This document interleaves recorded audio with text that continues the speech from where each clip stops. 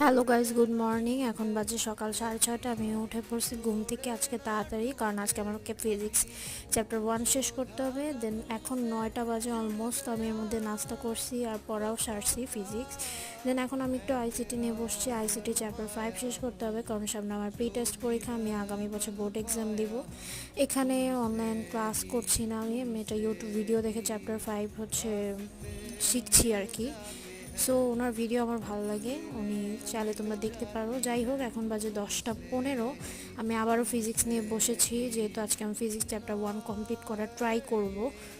So এই জন্য প্রথমে সূত্র এবং গাইড বই নিয়ে খুলে বসলাম। আজকে আমি ম্যাথ প্র্যাকটিস করব, ফিজিক্সের যত প্রকার ম্যাথ আছে চ্যাপ্টার 1-এ সেগুলো প্র্যাকটিস করব। দেন এখন অলমোস্ট 1টা বাজে। সো আমি এখন ক্যালকুলেটরটা অফ করে দিচ্ছি, আমার হাতের অবস্থা খুবই খারাপ। সো আজকের জন্য এইটুকুই, টাটা।